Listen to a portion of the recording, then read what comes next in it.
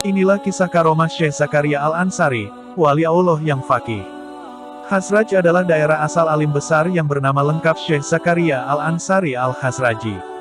Sayang sekali tahun kelahiran Sufi yang sangat harum namanya di dunia Islam ini tidak tercatat. Namun kiranya nama besar Syekh Zakaria bisa menutup kealpaan sejarah.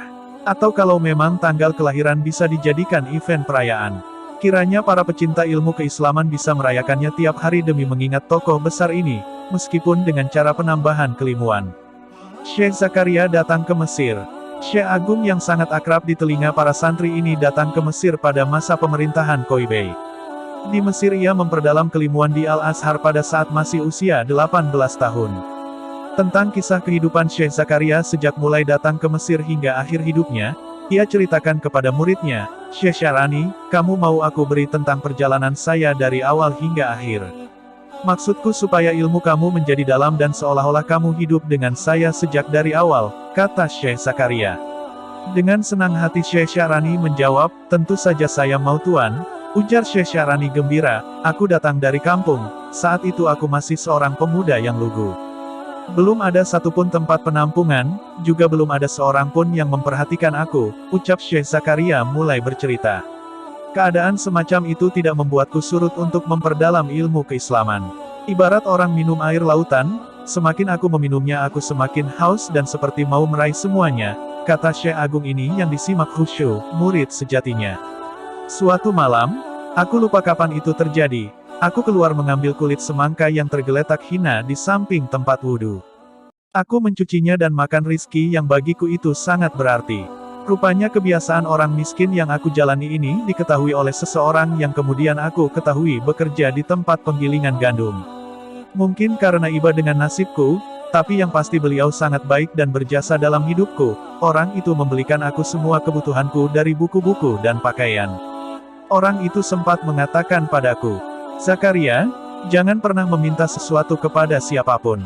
Apapun yang kamu perlukan akan aku penuhi,' demikian pesan orang mulia ini suatu ketika. Hal ini berlangsung bertahun-tahun, hingga suatu ketika di malam yang sepi, ketika orang-orang sedang tidur, tiba-tiba sang dermawan itu mendatangiku. 'Bangunlah,' begitu ucapnya tiba-tiba. Aku berjalan mengikuti langkah-langkahnya dan berhenti di suatu tangga tempat bahan bakar. Tangga itu lumayan tinggi. Di tengah pikiranku yang berkecamuk mengapa aku dibawa ke tempat ini. Tiba-tiba orang mulia itu berkata kepadaku, 'Naiklah,' ujarnya, 'naik tangga ini.' Aku bertanya dalam bimbang, 'Ya, naikilah tangga itu,' katanya lagi. Aku menaiki tangga itu dengan pelan dan terus berpikir apa makna semua ini. Orang tua asuhku itu terus bilang, 'Ayo terus naik,' terus desaknya. Setelah aku sampai di puncak beliau berkata, 'Kamu akan tetap hidup sementara semua kawan sezamanmu telah mati. Kamu akan unggul melebihi semua ulama Mesir.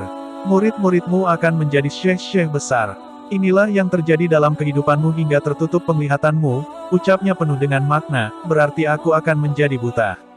Ratapku seketika. Beliau berkata, 'Sabarlah itu sudah menjadi suratan wajib bagimu,' katanya. Syekh Zakaria melanjutkan ceritanya, bahwa sejak kejadian itu, dia tidak pernah bertemu orang dermawan tersebut. Syekh Zakaria, aktivitas keilmuan dan kesufian.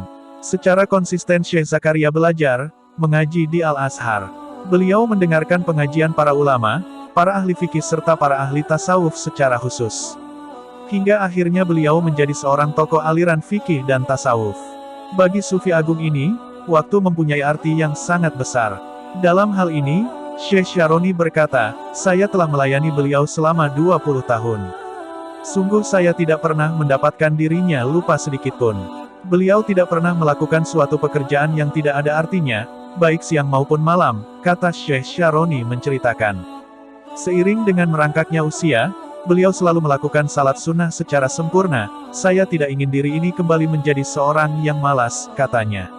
Apabila beliau didatangi oleh seseorang yang banyak omongnya, beliau akan langsung berkata, 'Kamu telah menyia-nyiakan waktu kita,' ucapnya dengan tegas.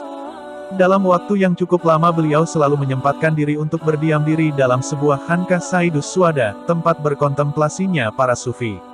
'Sejak kecil saya telah menyukai tarikah kaum sufi. Kesibukanku selalu aku isi dengan membaca buku-buku mereka dan mengambil pelajaran dari tingkah laku mereka, serta berkumpul dengan para ahli tasawuf, kata Syekh Zakaria berujar. Dalam khanqah ini beliau selalu berkumpul dengan para ahli sufi untuk mengambil manfaat dari ilmu mereka. Demikian juga mereka mengambil manfaat ilmu beliau dalam fikih dan syariat. Kehidupan beliau di dalam khanqah banyak mempengaruhi beberapa karangan beliau, seperti Syarah Risalah Al-Qushairi, Ilmu Tasawuf, Qawaid Sufiyah, Kaedah-Kaedah Sufi, serta catatan pinggir beliau dalam kitab Tafsir Baidawi. Kiranya sangat bermanfaat di sini untuk mengetahui sejarah khanqah Saidus Suada. Tempat itu adalah pertama kali yang didirikan di Mesir. Sekaligus merupakan tempat untuk berkontemplasi Syekh Zakaria untuk waktu yang lama. Syekh Zakaria telah mempersiapkan dirinya di khanqah Saidus Suada, untuk menulis beberapa karangannya yang besar, sebut saja misalnya, Syarh Bukhari. Kadang-kadang beliau menyuruh muridnya Syekh Syaroni untuk membantu menulis. Lantaran seni tulisan Syekh Syaroni terbilang bagus, apabila saya duduk dengan beliau, seolah-olah saya duduk dengan para raja yang solih dan arif. Mufti besar Mesir, para pangeran dan pembesar ketika duduk di hadapan beliau seperti anak-anak kecil, kata Syekh Syaroni mengenang. Karomah Syekh Zakaria Al-Ansari. Raja Al-Ghawri suatu ketika marah, karena satu peristiwa. Ketika dia tahu akan kedatangan Syekh Zakaria untuk menyelesaikan masalah ini, dia memerintahkan supaya di depan rumahnya dipasang rantai. Ketika Syekh Zakaria melihat ada rantai, beliau memotong rantai tadi dengan kertas yang ada di tangannya. Selanjutnya beliau masuk bersama para penduduk. Tertulis dalam biografi beliau, bahwa permulaan, kasif, tersingkapnya rahasia ilahi, muncul setelah beliau mengarang Syarah Bahjah, di mana orang-orang tidak mengakui bahwa itu merupakan karangan beliau. Mereka menulis kitab Al-A'ma wal Bashir sebagai komentar dan celaan terhadap beliau.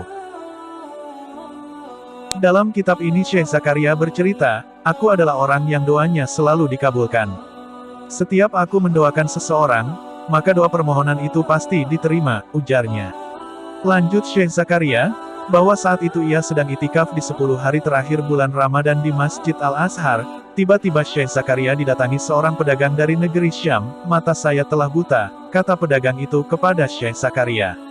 Lanjutnya, orang-orang menunjukkan saya agar datang kepadamu wahai Syekh, doakan saya supaya penglihatan saya dikembalikan, ucap pedagang itu memohon. Kemudian Syekh Zakaria berdoa kepada Allah memohon supaya penglihatannya dikembalikan. Kalau penglihatanmu dikembalikan, kamu harus meninggalkan negeri ini, ujar Syekh Zakaria. Syekh Zakaria mengatakan kepada pedagang itu, karena dalam kasifku ia sembuh dalam 10 hari. Juga karena aku takut jika dia sembuh di Mesir, dia akan cerita pada orang banyak, ucap Syekh Zakaria. Maka pergilah pedagang tersebut dan dikembalikan penglihatannya di Gaza, Palestina. Setelah sembuh dia mengirim surat dan saya membalasnya, jika engkau kembali ke Mesir, maka kamu akan buta lagi, kata Syekh Zakaria dalam suratnya. Demikianlah, dia terus menetap di Al-Quds sampai akhirnya mati dalam keadaan tidak buta. Syekh Syaroni bercerita, bahwa suatu hari ia mengaji pada Syekh Bukhari. Di tengah-tengah bacaan pengajian, Syekh Bukhari berkata kepada Syekh Syaroni, cukup, ceritakan padaku mimpimu malam ini, ujarnya. Memang aku telah bermimpi aku bersama Syekh Zakaria dalam suatu kapal yang layarnya dari sutra, tampar dan permadaninya dari sutra hijau tipis, ada banyak balai-balai dan bantal dari sutra. Di situ aku melihat Imam Syafi'i duduk dan Syekh Zakaria di sampingnya. Kapal ini terus berjalan dan berhenti di pulau bak hati ikan yang sangat bagus. Ada perkebunan, buah-buahan dan wanita-wanita cantik, kata Syekh Syaroni menceritakan mimpinya kepada Syekh Bukhari. Lantas apa kata Syekh Zakaria tentang ihwal mimpimu itu wahai Syekh Syaroni?